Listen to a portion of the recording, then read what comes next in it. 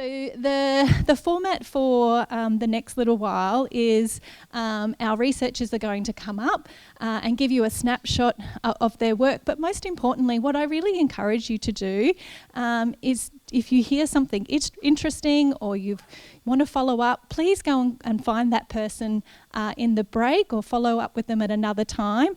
Obviously we're very keen to talk about our research, so that's something that would be a really great outcome from today. All right, so I think I'm going to hand over to Claudia first. Thanks, Tracy. I'll use this one. Awesome. Thanks, Tracy, and thanks so much to the UQ Art Museum for having us. It's such a nice space to talk in. So I'm Claudia Benham. I'm one of the researchers here in the School of Earth and Environmental Sciences here at UQ. And my research is really about how communities in coastal zones are experiencing and coping with environmental change, and particularly climate change. And one of the areas, sort of the natural, outgrowths of that research is a focus on ecological grief, which is not a new concept, but it's a concept that is becoming, or a phenomenon that's becoming more and more important as we experience some of the impacts of climate change, since we've been through the bushfires, the Black Summer bushfires in Australia, and also the coral bleaching events in the Great Barrier Reef. And a lot of my research is about communities in the Great Barrier Reef and how they're experiencing climate change, but also how they're coping and responding. So what makes the coast different, and why is this an important thing to study? I think it's probably not something I need to tell this group, but communities in the Great Barrier Reef in particular are experiencing a lot of change. So we know that there's a lot going on in the Great Barrier Reef ecosystem itself, particularly with coral bleaching, but also with other regional impacts on the environment. And there are also a number of communities. There's a huge range of different land uses in the Great Barrier Reef, and I tend to work in industrialised communities where they're often quite dependent on fossil fuels, or they're working in industrial processing sectors, and those towns and regions are kind of needing to transition quite quickly and decarbonise. So they're living in an area where that's really important ecologically and socially and culturally, but they're also sort of facing these big transitions in terms of the dominant local livelihoods. So my research is about how communities are navigating that, and how we as researchers can support communities to sort of envision sustainable regional futures. So the types of research questions that guide my work are things like, well, what are the impacts of climate change on community well-being in the Great Barrier Reef region? So it's kind of a little bit interdisciplinary, looking at those interactions between environment and health and well-being. And also, how can we build resilience and create regional futures that are sustainable, equitable, and grounded in place? So it's kind of about bringing together some of those different questions and domains about how do we create livelihoods that we like and enjoy, and that affirm people's identities and attachment to place, but that are also sustainable and can support the future of the reef. So then, turning to ecological grief, I just want to spend a couple of minutes on this because I think it's an issue that many of us are kind of dealing with personally and thinking about, and it's certainly an issue that a lot of the communities in the reef are talking about. So ecological grief, it's a fairly new term, but definitely not a new phenomenon.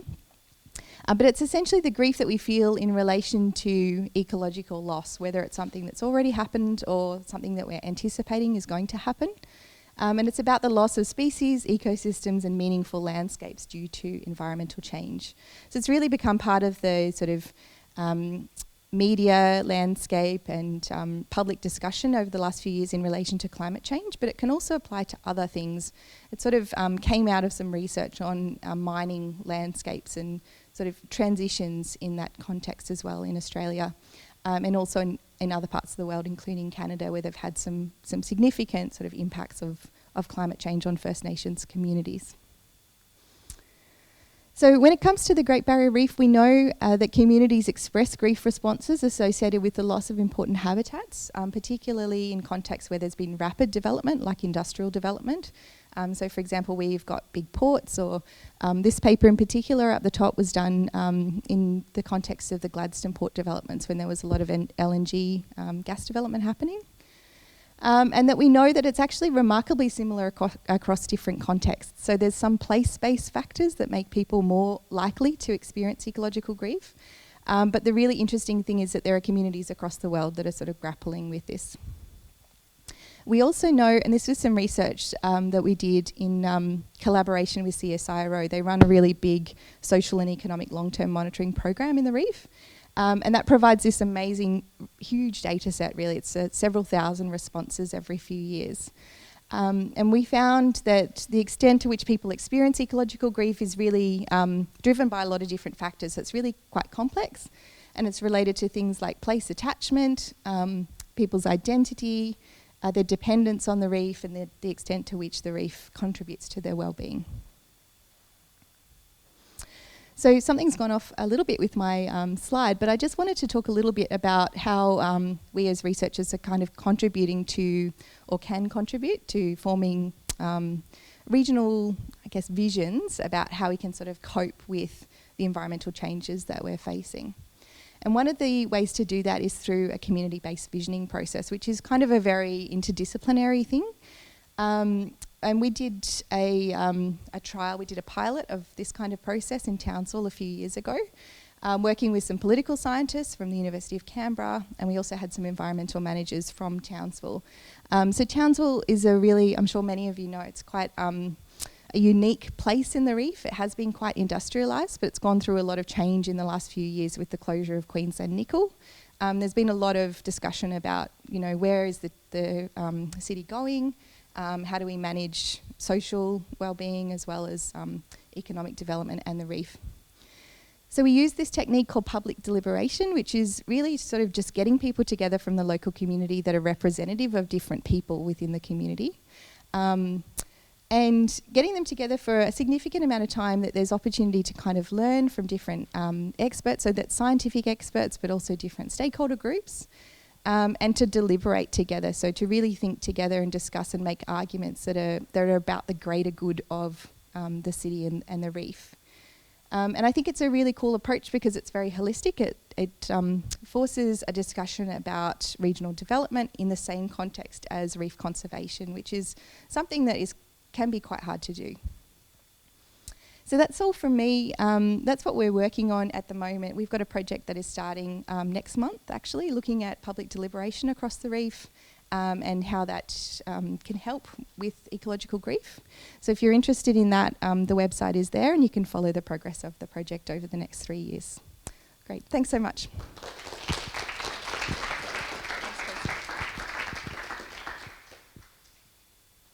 Justine.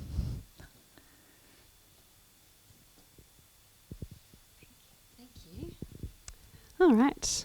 Thank you very much, and thank you also for hosting this event. It's just wonderful. We had the other event on Friday, and to know that there's such a big and connected network of marine social scientists here at UQ is just wonderful, and I'm really, really excited to be part of it.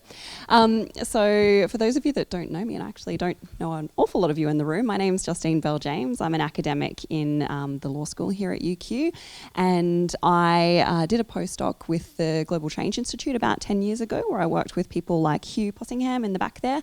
And that's what really got me interested in a lot of these issues around marine social science. So we've got such wonderful people here at UQ. It's really great to be part of it.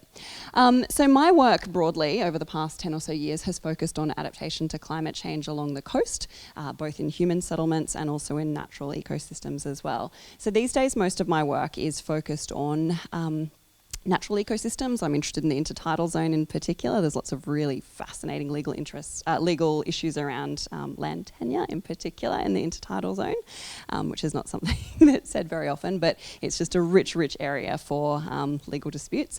So I work mainly with people like Catherine Lovelock, looking at mangroves and salt marsh.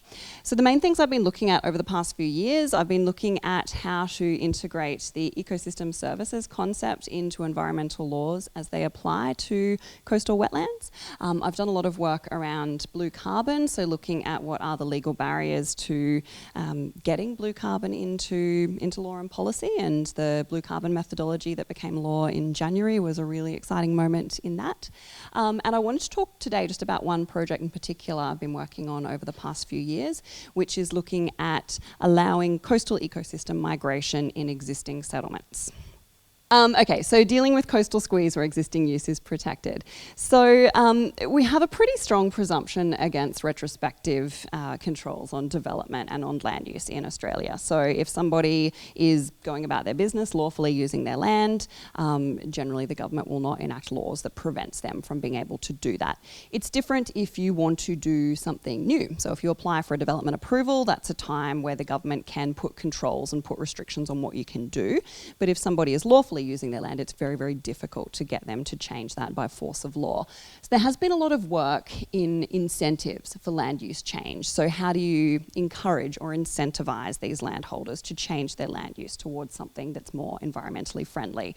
And we have a really extensive network of private protected areas in Australia where people have voluntarily agreed to enter into covenants that impact on what they can do with their land. We've looked a lot at how we can use these covenants in the marine context for things like allowing for coastal ecosystem migration. So I'm sure a lot of you in this room know that as sea levels rise, ecosystems like mangroves and salt marsh will need space to migrate inland to keep pace with sea level rise. They exist at a very particular point of the intertidal zone where they like being sometimes wet and sometimes dry, and as sea levels rise, they'll always be wet. So if they move inland, they can stay in that space where they're sometimes wet and sometimes dry. Lovely in theory, but if you've got some sort of development or incompatible land use on the inland land, then they can be squeezed out of the landscape in a phenomenon known as coastal squeeze. So we've looked a lot at how the law can ensure that space for ecosystems to migrate. And there's a lot of places in Australia now that are allowing for that in planning law, which is great, again, if you've got new developments, but it's those existing land uses that are really difficult to touch. You could look at locking up these sorts of areas under conservation covenants, so requiring the landholder to cease the land use and agree that they will leave the land undeveloped for future ecosystem migration. But we don't quite know when sea level rise is going to happen and at what rate and at what time these ecosystems will need that land to move to. So if you lock up the land now, you're trading off certainty with flexibility. Okay, and with the ability of that landholder to use land beneficially in the short to medium term. So can you have certainty and flexibility? Myself and some colleagues here at UQ and at the Nature Conservancy looked at this idea of rolling easements that originated in the United States, which is a legally enforceable expectation that the shore or human access along the shore can migrate inland instead of being squeezed between the sea and a fixed property line or physical structure. So it's how the law can allow for that gradual migration in a way that's flexible but that also offers certainty. So we moved away from the terminology of easements. That's something that has a very particular legal meaning in Australia that isn't applicable here. And we looked at the idea of rolling covenants. So how can you get a landholder to enter into a covenant that applies to their land that requires them to move their land use inland gradually to allow ecosystems to migrate? We did some semi-structured interviews with covenanting bodies. I did a very big review of covenanting legislation, and we found that this is technically feasible to draft covenants in a way that allow for land use to shift gradually over time. So this is there's a pointer on this, but this is a table that a figure that we put in the article that we published on this, where we looked at all the different ways that you could express this in the covenant, and we came to the conclusion that having rolling buffer zones is probably the idea. So you work out what the buffer zone is that's needed for these ecosystems. It might be 200 metres, 500 metres, and require the landholder to always be that far away from the ecosystem. So as they move inland, they have to move inland as well. So this isn't something that has been done in Australian law at all before, using covenants in this particular way, but we found that there is enormous potential to do so. So that's just a snapshot of one of the projects I've been working on, and I think it's a really good example of how you can get scientists together with people like myself that are social scientists and work out ways to put their really great scientific ideas into policy and practice. So thank you.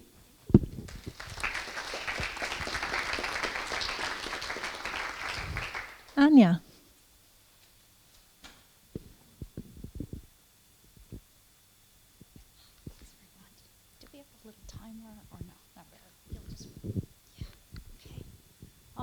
Hi everyone, thanks very much for being here, for your passion, enthusiasm, and willingness to give a little bit of time to World Oceans Day and to the whole crew for making it all happen.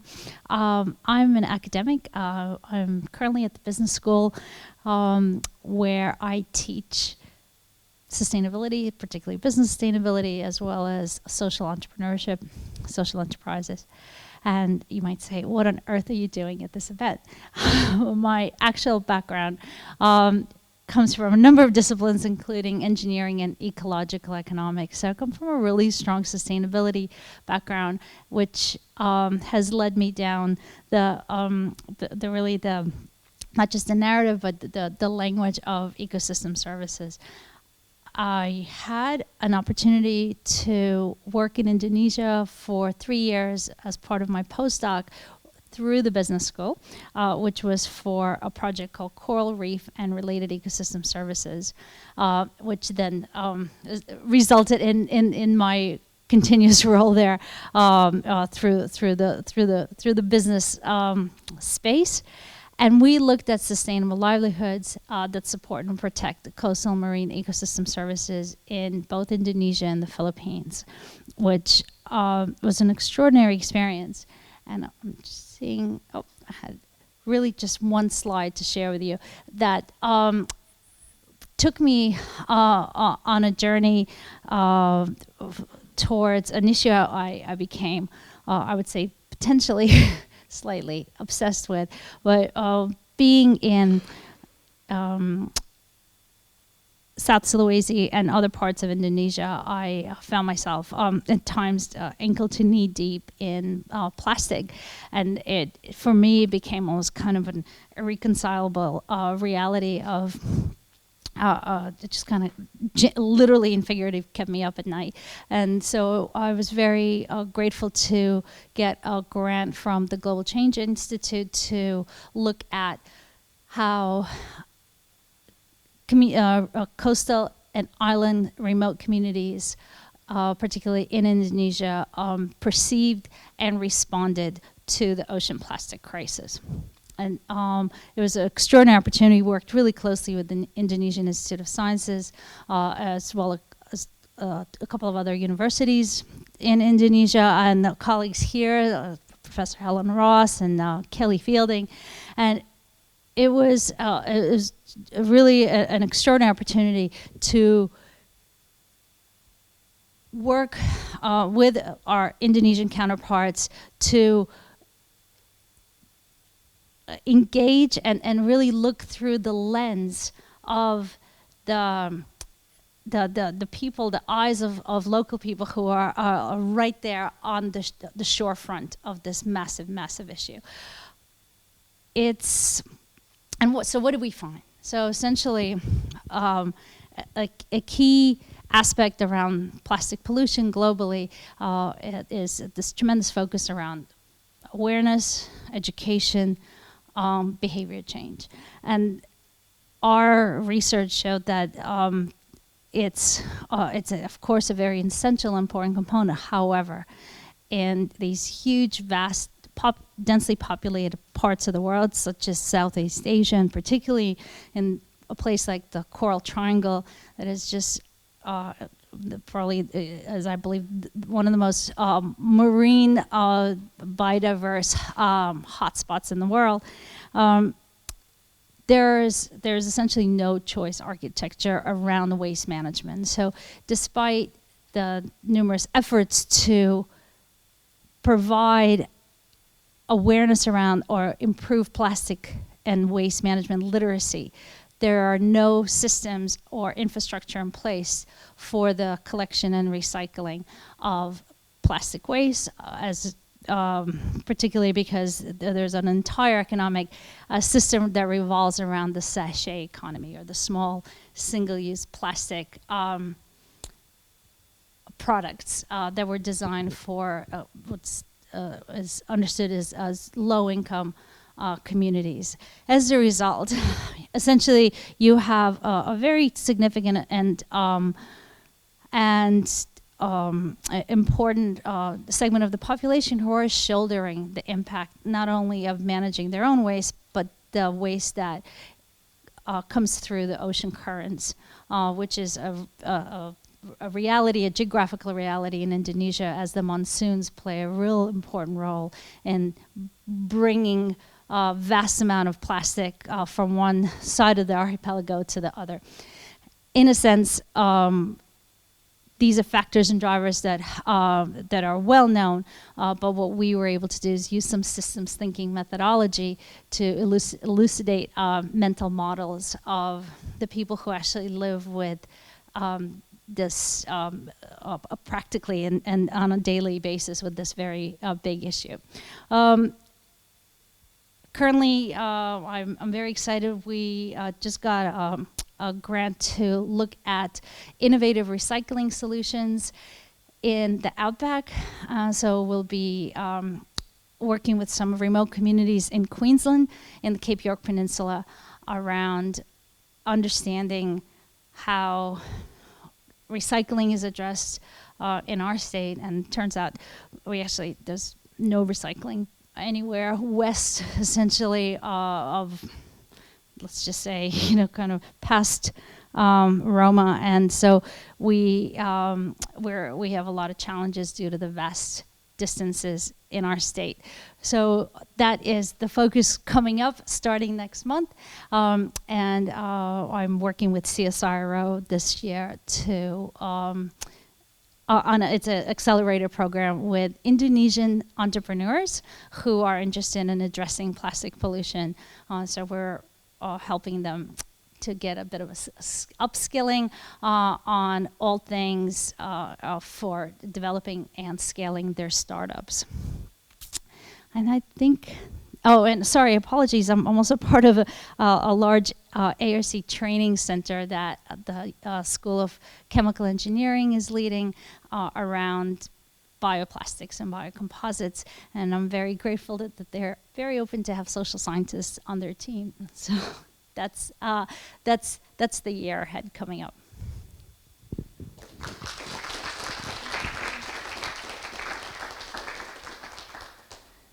Mercedes.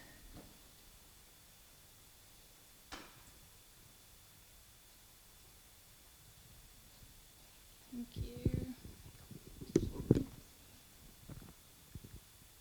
All right, good afternoon, everyone. My name is Mercedes Maclean, and I'm Algonquin from the Greater Golden Lake First Nation in Ontario, what's now known as Canada.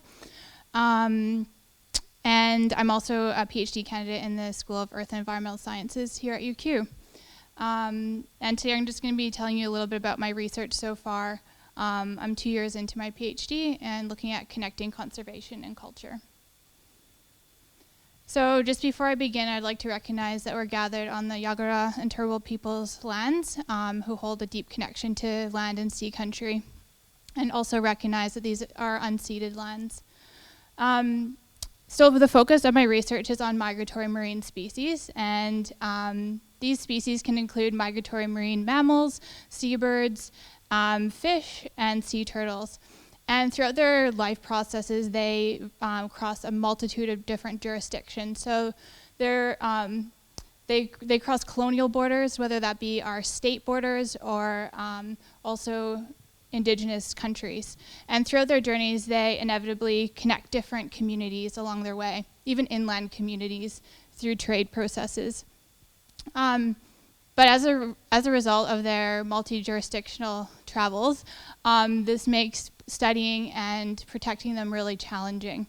So I'm interested in looking at how we can connect these different communities and look at how we can protect these species into the future.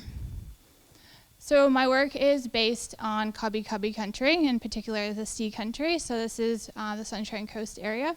And it's a collaborative project with the Kabi Kabi Aboriginal Peoples Corporation, who are an integral part of this research project. And we're just in the process right now of finalizing our MOU. But this will be a collaborative project that's really guided by the leadership of that community. And last week was the IATSIS conference in Kabi Kabi country, and I've just returned from that gathering where we actually hosted a panel discussion, and Mibu was really grateful that you were part of it, as well as my key collaborators, Brian Warner And we just had a conversation with other folks from government, from other researchers, and traditional owners to look at the management, the governance, and the conservation of these species that really move between these different boundaries, near and far, and connect all of us. So coastal indigenous communities are connected to and obviously heavily dependent on sea country. And this intimate connection comes from management practices that have been passed down from generation to generation. But they're also significantly impacted as the environment starts to change, whether that be through the mismanagement of different species or an overexploitation of fisheries, for example. And there's also a ripple effect from those areas that we don't often see from our coastline, so into areas beyond national jurisdiction. Even though we can't see them, they still have great impacts on these coastal indigenous communities, from everything from food sovereignty to deep cultural connections, and also economies that depend on these resources. So indigenous communities have inherent rights, responsibilities, and authority to manage their sea country, but they're often marginalized or neglected from these conversations.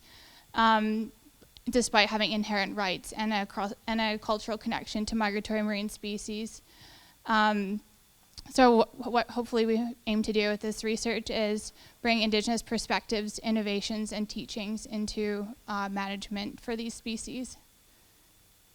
So the overarching aim of this research is to better understand the interconnection between migratory marine species, coastal indigenous communities, and environmental management, and really looking at how this relationship can inform the governance, the management, and conservation of these transboundary species. So I just kept it really short and sweet, and that's it, but thank you.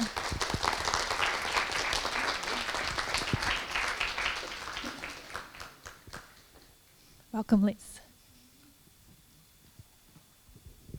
Thank you. Good afternoon, all. Thank you for having me, UQ, and I'd like to also pay my respects to the traditional owners on the land that we're all meeting on today. My name is Liz Gould, and I'm not an academic. I'm sorry. But I have been working... Thank you. I work for an organisation called Healthy Land and Water. We're the natural resource management organisation for southeast Queensland. I won't say how long I've been working for this organisation, but I've been involved in natural resource management for quite some time. I'm going to talk to you today about a couple of projects that we're involved in. One that I'm a bit more closely involved in, and one that's one our organisation has been delivering in the region for over 20 years, all of which have a social science element.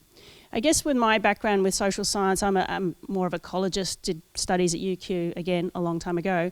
But increasingly it's become more and more that we can't influence change in a biophysical world without considering the people that we work with. So understanding people, engaging people, whether they're our First Nations people or the person on the street or your neighbour, in what we do is critically important. We have obviously some fair challenges ahead of us in the space of biodiversity and climate change. So the more people we can connect with and engage and understand to influence how we manage this landscape that we're working in, because that's what we're doing every day, to me, social science is really critical to build into that project, into everything we do. Let's see if I can hit the right button. So, social science of healthy land and water. And I said, just a couple of projects I'll skip through. Yep. Safety share, everyone. I might come back to that one. So the Migratory Shorebirds, this is a project that I'm working on currently. We've been going for a few years now, just got over a year left to go. It's an Australian government funded project through the Environmental Restoration Fund, and it's on the basis of a report, the Healthy Land and Water Commission, that Professor Richard Fuller actually developed for us, which was looking into the threats to shorebirds within Moreton Bay. So it's recognised that migratory shorebirds are, I guess, they're the subjects of international conventions and agreements that Australia has overseas. They're also threatened species in their own right under the Environment Protection and Biodiversity Conservation Act, and also now under the Nature Conservation Act in Queensland as well. They're in global decline, and whilst it's acknowledged that a lot of that decline is due to things happening overseas, there's a lot of threats happening right here in Moreton Bay, which is one of Australia's premier spots for migratory shorebirds. But there's a lot of threats in the bay that we could do something about that will actually help shorebirds. So the project is about mitigating threats to those shorebirds. In terms of social science, I just wanted to mention first up, and I'll go into this in a little bit more detail in a minute, citizen scientists. I've been a citizen scientist for a very long time, since I started watching birds and butterflies with my grandfather in his garden in England, right through to my early days of employment in southeast Queensland with a project called Nature Search. And in most of my projects, there's a citizen science element. There's an amazing group of people called the Queensland Way to Study Group who've been studying shorebirds in Moreton Bay and across Queensland for many decades now. Without those amazing, talented individual volunteers, we would not have the information on shorebirds that we have to be able to even think about how we manage those areas, where they roost, where they feed. So I'd like to just a big shout out to that amazing group of people. On the Gold Coast, there's a smaller group called Gold Coast Shorebirds, and we've been working with them as well. In southeast Queensland, as we've heard, there's a growing human population. We heard the presentation just before about coastal squeeze. Where is salt marsh going? Where's mangroves going? Where are shorebirds going? They live in that really tricky intertidal space where they forage at low tide, they roost at high tide above the high tide mark in that no man's land of jurisdiction, it would seem, between local government and state government often. So it's a really complex space. We have a growing human population in southeast Queensland with demand for housing, infrastructure, tourism, fishing, recreation. Human disturbance is identified as one of the biggest threats to shorebirds in southeast Queensland. Pretty much everywhere they go to feed, everywhere they go to rest, they're getting disturbed by some form, usually of human activity. There are natural disturbances as well. And as I mentioned before, there's the issue of climate change, sea level rise, and warming waters as well. Which the birds don't deal with warm waters particularly well. They're a northern hemisphere species, really, group of species. So one of the things we're looking at through this project is disturbance management. How do we reduce the amount of disturbance caused to either roosting or feeding shorebirds? One, we have to know where shorebirds roost. Way to Study Group's got most of that under control with the work that they're doing. We don't know a lot about where they feed, but the feeding grounds are obviously driving the areas where they roost. They're going to roost close to the feeding ground to save their energy. So understanding their foraging grounds, understanding their roosting grounds. And in Moreton Bay, we've got an increasing more people in more places causing more disturbance. So there's a greater amount of disturbance, there's a greater impact from disturbance, and there's a greater extent of disturbance. Can we find any place in Moreton Bay where birds would not be disturbed? It's highly unlikely. We've got jet skis, we've got fishers, we've got kayakers, we've got swimmers, we've got dog walkers and picnickers and what do they call them? I won't say wave riders, it's kite surfers, thank you, kite surfers. And increasingly drones. There's some really interesting research being done by Josh Wilson on drones in the Bay as well. So our project is trying to, to reduce disturbance is about awareness, it's about signage, it's about a floating roost trial that we're working on, and planning and zoning and behaviour change. So obviously people are involved in every single side of that. Awareness, if you tell them about shorebirds, do they understand? These birds are really hard to see. You don't even know they're there until they take off from under your feet, and that's if you're actually looking out for them, let alone if you're operating a drone 400 metres away and you might disturb a shorebird, or your dog goes off running a couple of 100 metres away from you in that on-lead, off-lead space. So awareness, and then there's signage. We had a discussion before, even just people walking through from that space to this space. Who saw this do not bring food or drink into here? I didn't see it this morning, but I did see it this afternoon, so I don't have food or drink here. But sometimes there's, there's rules that are made to be broken, right? Anyway, we're doing a floating roost trial as well, which is looking into can we create safe places? Can we create less disturbed spaces for shorebirds to roost in Moreton Bay? We'll do a trial. Hopefully, we've got to get our various permits into place first and get that trial into place over this summer. Have to pull it all down again next May or June. But if that proof of concept works, then maybe we can create some safer places for birds to roost in Moreton Bay. The rest of it's still a work in progress. And can we change people's behaviour to help them keep their dogs on lead, to not have drones everywhere in the marine park, and maybe to picnic in other spaces. I also wanted to mention in terms of social science, the citizen science element. I mentioned before the amazing Queensland Way to Study Group. They are critical to shorebird management in Queensland, absolutely critical. This bunch of volunteers who dedicate time every month and beyond that to go out and survey and collect data in a rigorous manner. How do we increase the current and future capacity of this group. We know volunteers generally are an ageing population, you know, and as we all age, we generally move into that volunteer space. But it's a lot to ask of people. The more threats there are in Moreton Bay, the more monitoring that we need to do, the more people we need to do the monitoring, the more places we need to monitor as well, because shorebirds are getting fragmented, their populations are being spread. Instead of having a few really good roost sites, we've now got hundreds of roost sites. I call them, it's a bit like the flying foxes of the marine world. But anyway, the more we disturb their habitat, the more they disperse. It creates the job of monitoring and watching them harder. So how do we use social science to keep people engaged in long-term monitoring programs that maybe don't seem to be delivering an immediate benefit, but that data is so critical to our management? Oh, I'll go back to the first slide now. And I couldn't talk to you about some of the work that Healthy Land and Water does without mentioning our report card. So a few years ago, my Healthy Land and Water transitioned from being Healthy Waterways and South East Queensland catchments into Healthy Land and Water. But the report card has been going for over 21 years now. It's an annual report on the condition of the region's waterways and catchments, estuarine areas and the freshwater systems. But every year there's a social survey now done to try and understand people's perceptions on the values that they place on the waterways and the places that they visit and recreate in. We regularly survey over 3,000 people across the region to get a sample, and there's social media on top of that. That 3,000 is an unbiased sample. We use a particular agency to recruit people to do that work. But it gathers information on their experience of waterways, their connection with nature, personal benefits and use.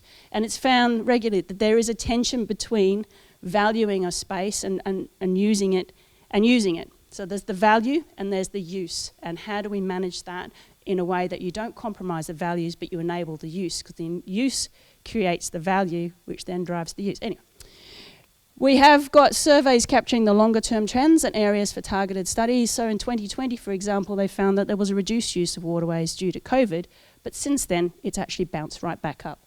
And 2021, we did some targeted studies on the influence of proximity to use, proximity to an area to its fishing values or use of fishing values. Anyway, I'll finish up there. So I just wanted to bring you up to speed with what we do with the report card and the importance of social science in trying to drive that and appreciation of understanding of waterways and the complexities of migratory shorebirds. Thank you.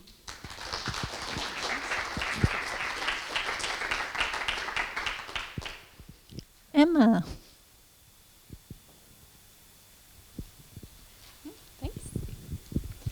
Thanks everyone for such wonderful talks already. It's been really interesting to see what you do.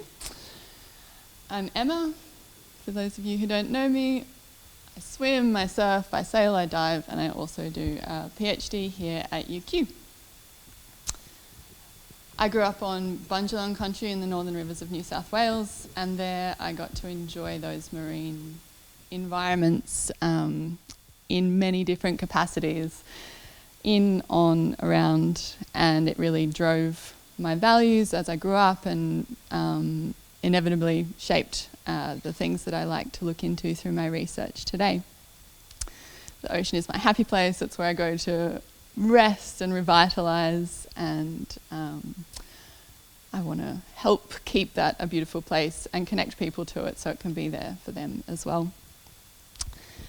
My research, I'd say I'm an environmental social scientist. I use mixed methods, qualitative and quantitative, to look at the interface between people and the environment and understand how we can solve conservation and sustainability challenges.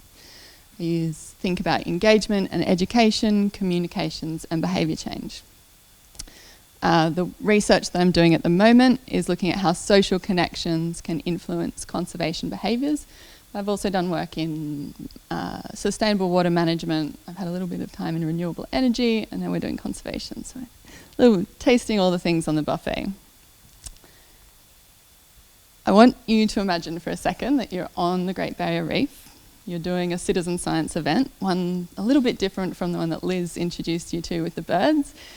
You are snorkeling and looking at the health of reef, and you're using this little card to help scientists to measure how the reef is going, how healthy is this coral, And you're also learning about what you can do to help support the health of the reef. So you're learning, you're meeting people, other members of that event, you're talking to them about what you already do, and you're learning new behaviours, what you can do. Apart from picking up plastic, you can do things like lobbying government or supporting climate action. Fast forward to today. A friend invites you to go to a rally for the reef. You think back to that event on the day and you think about the beautiful experience of being in nature, the beauty of the coral, the colour of the fish, silvers, blues, pinks. And you think about the people that you met and the social connections that you made. You decide to go to the rally. But what inspired you to go? And this is one of the questions that I look at in one of the chapters of my PhD.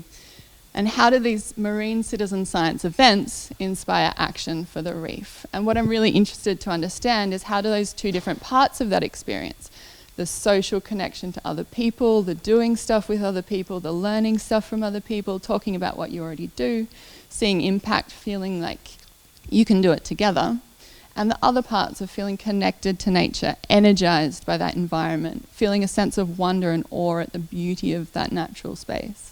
How do they work, and how do they work differently for different people? So we have some quantitative survey data from Reef Blitz events, and we'll be looking at that through statistical models, which are scary but useful. And we hope that these findings will help to create more effective engagement activities and inspire more people like you to take action for the reef. I was told it was a 5-minute talk, so I kept mine really sharp. That's where you can find me. Come ask me any questions that you like. I want to hear about your work too, whether you're in research, art, industry, government, communities. I'd love to hear about it, so come find me after.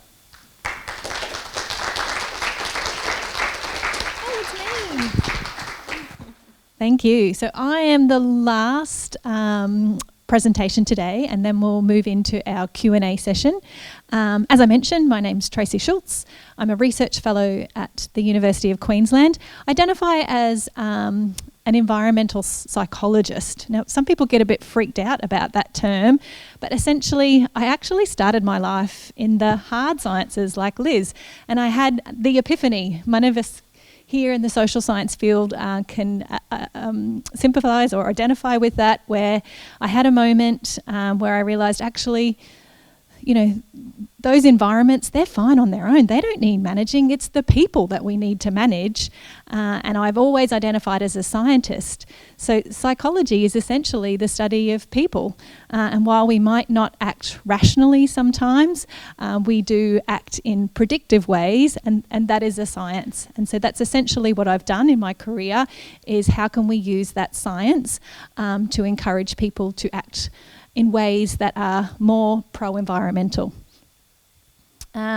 What I'm going to be talking to you about today, though, is a project that I'm undertaking with a number of collaborators, so the University of Queensland as well as CSIRO and QUT. We refer to the project as Protect, People and Reef Organisations Tackling Environmental Change Together. Essentially what we're looking at is what are the things that people are doing, so their stewardship for the reef. How can we monitor that? How can we use that information to encourage and drive more change? So one of the first things we need to do is actually define, what do we mean when we say stewardship? Now, somewhat surprisingly, that can mean very different things to different people. So one of the first activities that we're undertaking is making sure that we can all get on the same page, or at least have a shared understanding of what we mean when we say community stewardship for the reef. What we're also going to do is then look at ways that we can monitor stewardship and track stewardship by looking at some objectives and indicators, and then developing a theory of change. So a theory of change is simply something that says, when we do this, what will happen? And then what will happen follow that? And then what does that mean for our reef? So essentially that's what we'll be looking at. But our ultimate aim is to assist organisations on that journey to understanding what is the impact of the things that we are doing, our stewardship for the reef. And to do that, we're going to develop a whole suite of tools that organisations can use, that they can then track, monitor, report, manage the things that they're doing and the stewardship activities that they're undertaking. It's a 2-year project funded by, I should have acknowledged our funders, the Great Barrier Reef Foundation, and we're undertaking what we would call as a mixed method approach. Essentially, we went to the methodology superstore and we took something from every shelf. But some kind of cool things that we're going to do is a user needs analysis. Essentially, that means that very early in the project, we're going to go and actually talk to the people who are going to use these tools and ask them, well, what would be useful for you? How can we make this something that's practical, something that you can actually use? And then we're going to take that feedback and information to develop something. One of the other really cool things that we're going to do is work with the group at QUT for how we can actually then visualise and celebrate the work that people are doing. So this is the group, I don't know if many of you are familiar with it, they also created the Cube at QUT, experts in their field, and they're going to do this really amazing thing using AI, something that I'm not familiar with, and machine learning to help us in terms of cataloguing all the great things that people that are doing. We know people are undertaking actions to care for the reef. We know that they're talking about it on social media. Some of you have talked about it today. They're putting their stories and narratives on the web. How can we then bring all of that wealth and wonderful information together into one place that we can then use to drive more effective decision making? So that's right from investors right down to the people on the ground. So that's all I wanted to tell you about, but I did want to acknowledge it's not just me undertaking this project. There's a whole team of people. Some of you are in the room, but I particularly wanted to acknowledge Angela Dean, who is leading our team, as well as Liz Hobman, who will be doing a lot of the work in the early stages. I'd also like to encourage you, if you identify as a potential end user of the tools that we're going to develop, please make sure you come and speak to us. All right, so that's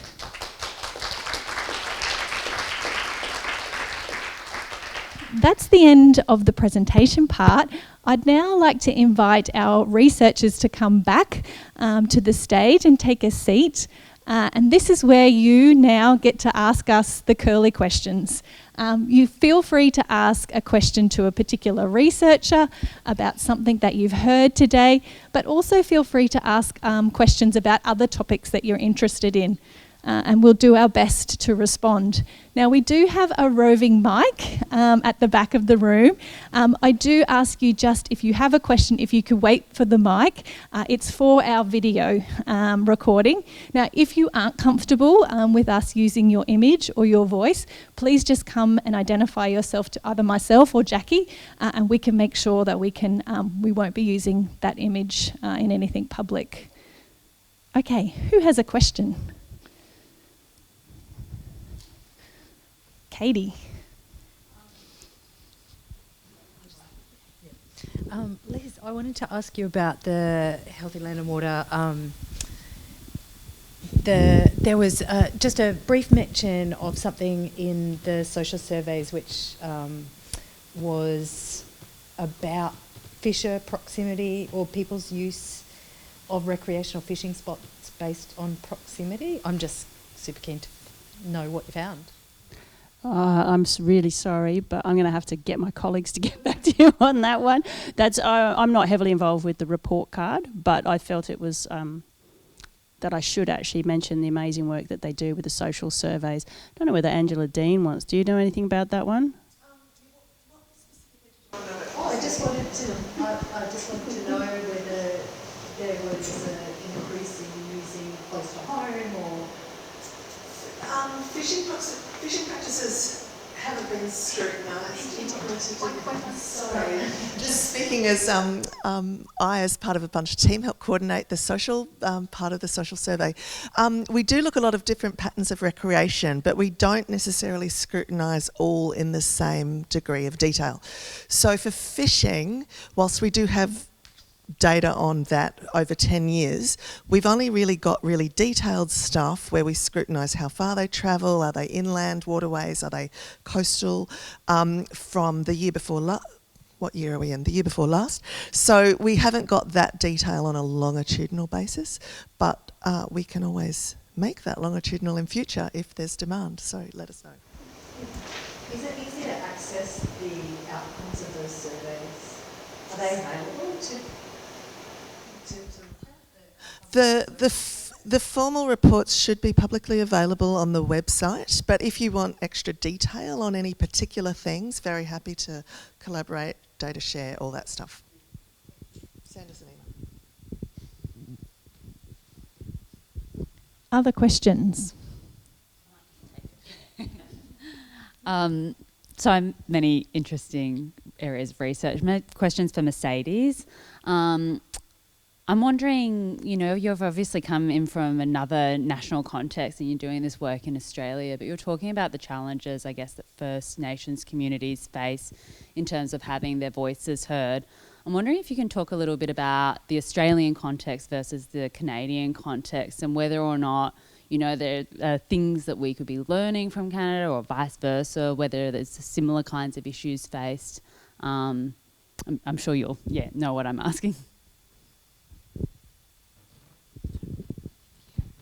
Yeah, that's a great question. I actually get asked that a lot. And there are a lot of similarities between Canada and Australia in terms of the colonial context and shared histories in some ways. And obviously there's also differences. I guess, in terms of my research specifically, so before coming to UQ, I was working with Indigenous communities or for Indigenous communities, developing monitoring programs and things like that in different areas. And some of the similarities I would say is like, just often when you go into community, there's not someone within the role of like a scientist or a researcher that is from the community working for the community. So oftentimes it's an outsider that has been like Western educated that comes in and tries to advocate for the community when they're dealing with large-scale industrial projects that they have to assert their rights to those areas and protect cultural heritage. And that is my experience so far with the communities I've worked with here, although they're still very limited. Like I've only been here for a few years. But in just speaking with other Indigenous people from Australia, like that is something that came up during our panel discussion at the IATSIS conference, is trying to encourage other Indigenous youth to go into marine conservation so that they can advocate within their own sea country. Though that's one that's like top of mind that I notice is a similarity. Hopefully that gives like a little bit of a context for that. Any other questions? We've got one. Oh, perfect. Yeah, sure. Justina, that's a really exciting idea, having these envelopes of land available for accommodation space. What do you think we can do to make that attractive to landowners who are not already sympathetic to the cause? Yeah, that's a good question. The interesting thing that we looked at in the context of sea level rise and coastal squeeze, so we're looking at it mainly in the context of rural land holdings, so a lot of cattle farming land, for example, in Queensland. It's going to get wet, right, under sea level rise. We know that's going to happen. It's going to get wet. The water's coming. So over time, that ability to beneficially use the land is going to be taken away anyway. So in that respect, we're kind of starting from somewhere that's slightly low-hanging fruit. It's just capitalising on that opportunity to do something good for the environment as part of that acknowledgement or acceptance that that is going to happen. So that's kind of an easier example. Bigger picture though, I guess, there's lots of arguments both for and against monetising, commodification of nature and all the rest of it, but if we just leave that aside for now, I think there's enormous opportunity as we're moving into blue carbon projects, and there were quite a few different options mooted for the first blue carbon methodology under the ERF, including allowing space for coastal ecosystem migration under sea level rise, and it wouldn't surprise me if that does become a methodology in the future. Yeah, so I think there are certainly opportunities to tap into things like carbon markets and biodiversity credits and all of that sort of stuff to make it more attractive in those situations as well. Yeah.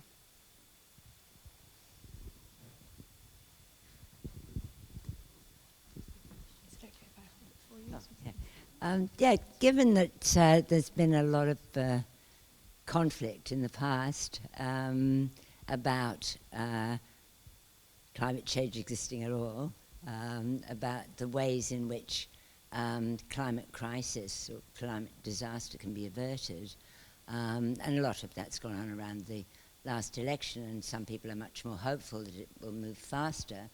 But I'm just wondering if any of you want to comment. When you're doing the kind of work you are, within that context where a lot of people in the environmental activist movements just think nothing is moving fast enough to stop wholesale disaster with whole countries starving to death, for example, and that's not exaggeration in some predictions. Do you feel a bit constrained by the frames within which you're working? That the whole surrounding framework of different populations. Indigenous people would not consider they had no scientists in their communities. They had astronomers long before any invaders got here. They had their own astronomers, they had their own cosmology, all kinds of scientific knowledge that might not be recognized by certain frameworks. So it seems to me there's a kind of gulf, perhaps. I work in literature and gender studies, so it's something that I think about as ideas, but I'm not actually doing research that is potentially perhaps constrained, or do you find a difficulty with who's got most of the power and who controls most of the money when you're trying to consult with this really important project? Yeah. I think the short answer is yes. It's really incredibly difficult. I think the marine environment, and particularly intertidal space, are just incredibly complex in terms of who has responsibility. As we heard this morning, legislative frameworks create inequality and inequity in our society, which changes who can get involved in different decision-making processes. We've got economics driving a lot of that. I was going to ask the question, if we can get rolling buffers happening in grazing spaces, what happens in coastal southeast Queensland? There's already discussion about having to move whole suburbs and communities inland because they're going to be sea level rise refugees, say, for example, up, near Bribie. So it's incredibly difficult space to work in, and I think that there's a point where you could get incredibly depressed if you think about that all the time. There's positive things I think we're all trying to do in our individual projects to change the way we do things, the way our sphere of influence does things. We've got some incredible projects happening from just listening to everybody here that are trying to change the policy direction that we have as well. And I guess one of my greatest heroes is Sir David Attenborough. And he used this beautiful line, and it's been around since Margaret Mead put it up, that is basically like if everybody did something, what a change, what a revolution. He made the comment that if we can get ourselves into such a mess, I'm paraphrasing, by not working together, and what would we do, what power there is in this species that we belong to if we could actually work together.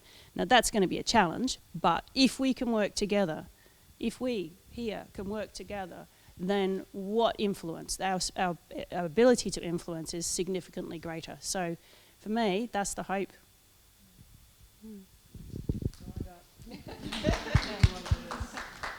Did anybody else want to speak to that? Yeah. I mean, it's hard to follow that, Liz. I think you've captured everything really, all the important things. I think the only thing I wanted to add was that working in communities where change is happening is a really hopeful thing as well. And I think, you know, if you just kind of look at what was going on in the federal climate policy space and decision making over the last 10 years in particular, that can be quite a disempowering, demoralising kind of thing to look at.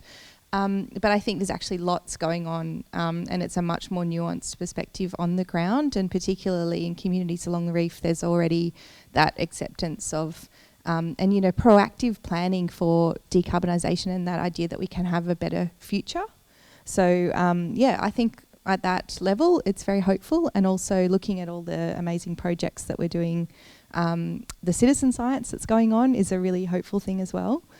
And I think the other thing that I wanted to just kind of mention is that I work with a lot of amazing psychologists. Many of them are here at UQ, and they work on grief for people as well, and other kind of complex forms of grief. And one of the things that we find in working with them is that grieving for people, often it's kind of like and we talked about this yesterday actually, we had a meeting about health and environment at Griffith University. So we were talking about the fact that in grief studies, there's kind of a triangle approach where if you're grieving for say, a person, most people will be able to cope with that kind of fairly well just with their family support. In the middle, there's a group of people, a smaller group, that need peer support. And up the top, there's a small group, a very small, relatively, group of people that might need more professional assistance. And when it comes to ecological grief, it's really sort of more of a diamond shape, where down the bottom you might have your family and your personal supports, and they might be very interested in environmental issues, but maybe they're not so much. So maybe you need to reach out to your peer group, and that's where you're going to find your support. So I think reaching out to your peers is really important, whether they're scientific or whether they're working in environmental management. So that, for me, that's another thing that I really lean on that's very important.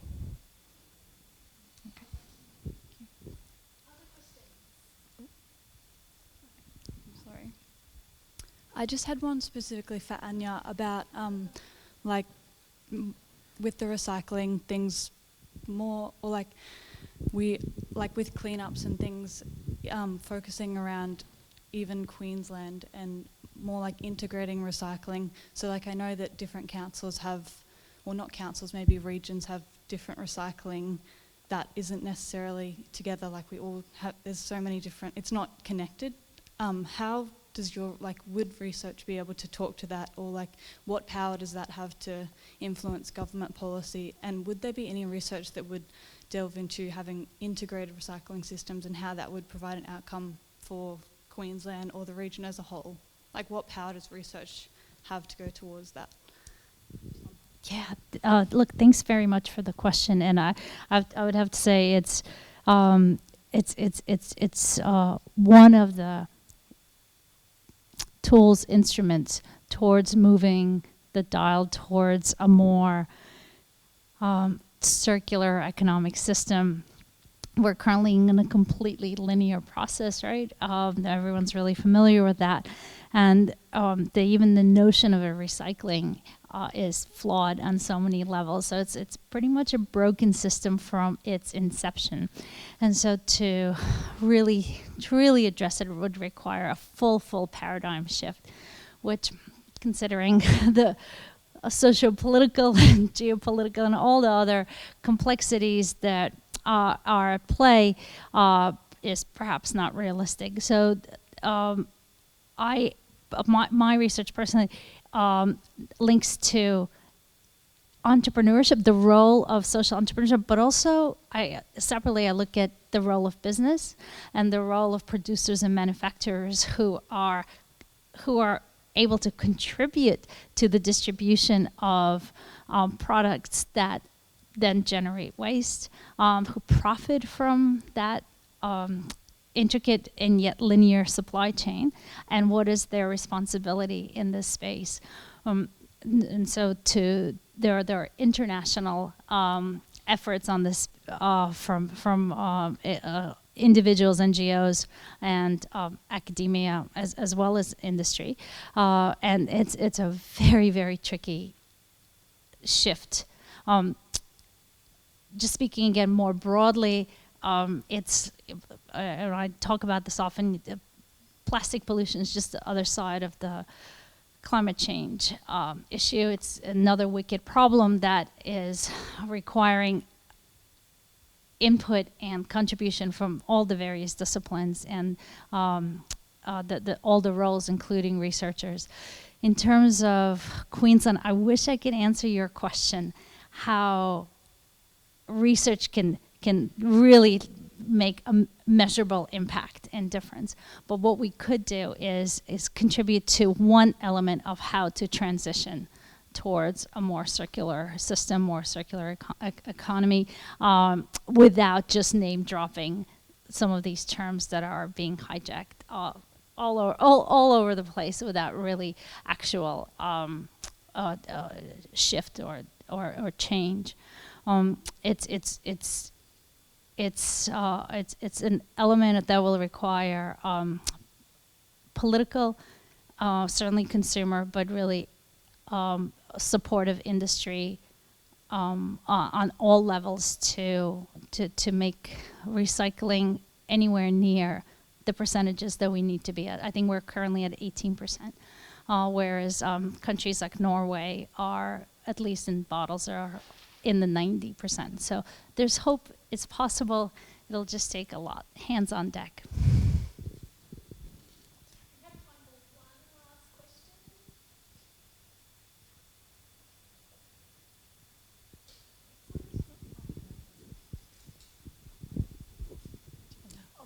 Did you want? I can offer my question to someone else. Given that today is part of a celebration of marine social science and we're about to go into the launch, I wanted to ask anyone on the panel, at least two people, I don't know who, about their reflections on how we communicate marine social science to the broader world. So much science communication is about something cool about an animal we've discovered, about ecology, or a technological solution that's solving some problem.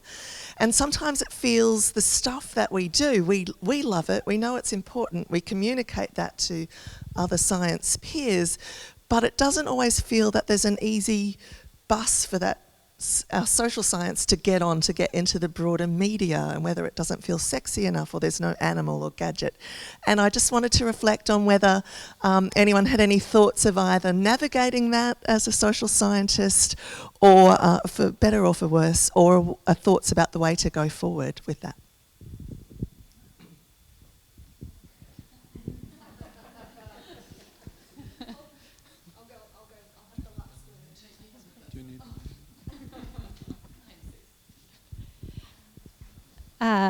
I think Ange and I know we spend a lot of time talking about this. One of the things that we spend a lot of time trying to convince people is to stop designing messages that appeal to ourselves.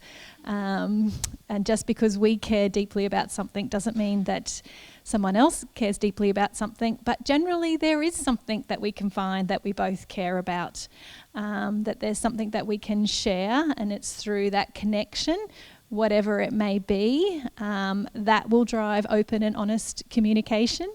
And as well, I would absolutely advocate for a scientific approach. You know, we are all scientists, so why don't we test our messages before we go and put them all out in the media and spend all of our time, you know, potentially barking up a wrong tree, because we haven't understood what are the implications of the messages that we're putting out there. In the behavioural sciences, we have this awful thing called a backlash effect, where we have learnt sometimes in quite horrendous circumstances that we've put messages out there that have had the complete opposite effect of what we've hoped. And that's what we really try to do in a lot of our work, is to say, okay, well, and this is the value of all of us here and some of you in the room, are saying, well, we can actually take an evidence-based approach to the messages that we put out there. And there's a lot of research in this space, including research done by Dr. Angela Dean, that we can draw on to make sure we're crafting messages that will get the impact that we're hoping for. Okay, can everyone please thank our researchers just one last time?